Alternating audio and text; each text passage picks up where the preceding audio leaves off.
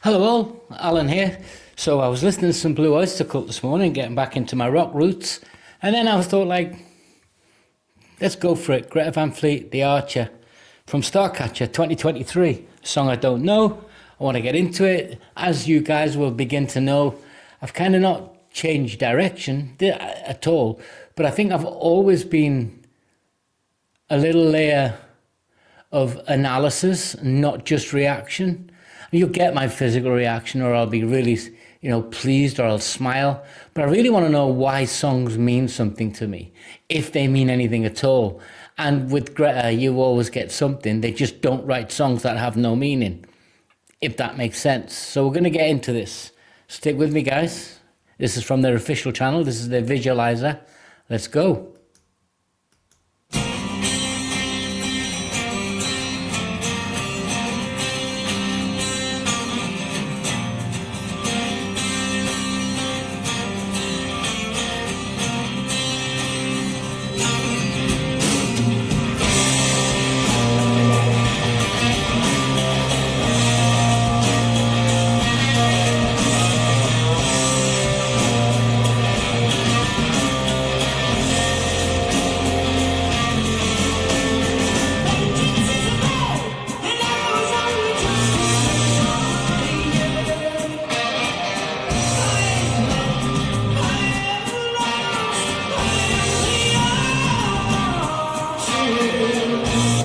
Oh, I love it.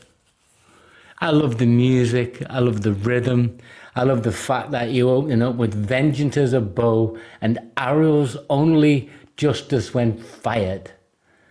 So I have loved, I have lost, I am the archer. So immediately, it's the shadow, it's yourself. The archer, I am the archer, that positions the narrator as the agent of justice. That's the internal justice, well, the externalization of justice, actually. Oh, and that readiness to confront wrongdoing. So it's all there in that opening and the urgency, that sort of marching beat. And the visualizer helps, it makes sense. Yeah, oh. It's the archetype of the lone hero on a quest for resolution. Whatever that resolution is, the quest is towards that. Whether it's slaying the dragon, as you've heard other great people say, I'm simply stealing. It just opens up with that. Let's hear some more. I love the musicality as well.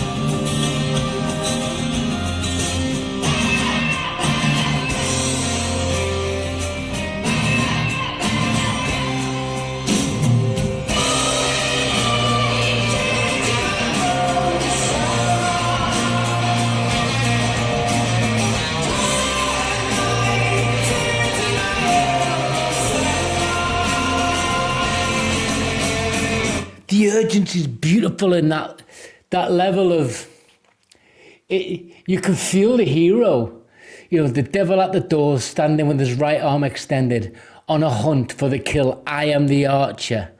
So that's direct. When he introduces the devil at the door in this beautiful writing, that direct confrontation with evil or temptation, whichever you want to see it.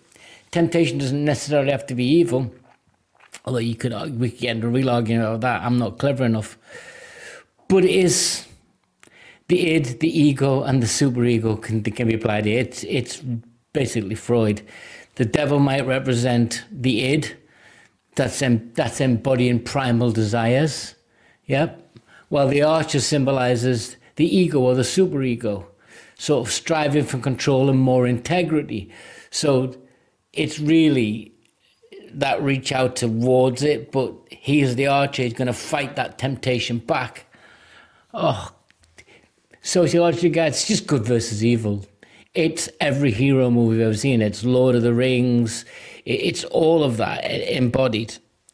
And it's great. Because it's just a great rock song as well. I can hear the beat, the guitar, the riffs. I love it when these guys do this.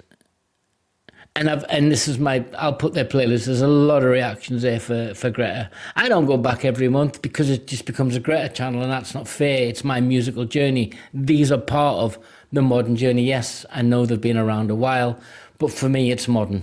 Let's get some more.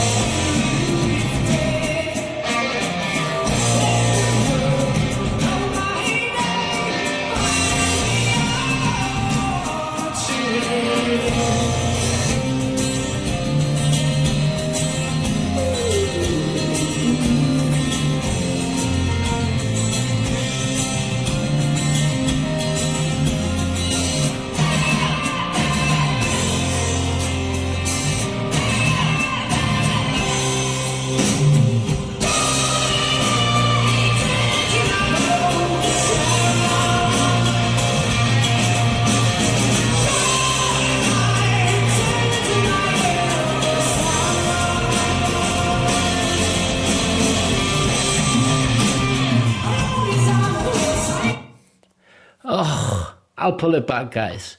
So when you hear that, when you hear the chorus, torn I turn to my bow, Sarah, the repetition of torn, that's the internal conflict, yeah? And he's saying I'm struggling. But then you come to that verse, which is followed by the sort of chorus again. My final bow, my heaviness of breath has been lifted. Let the world know my name in exultation. I am the archer. So he's saying there's a battle going on, but I'm going to win because I'm the archer. My integrity will shine through. And again, that's hierarchy of needs. That's Maslow. That's self-actualization. He's saying, I am who I say I am. And I'm going to turn to my bow. And that bow is metaphorical. It's great. Because I feel the hero's quest, and it can be male or female. It doesn't really matter in this.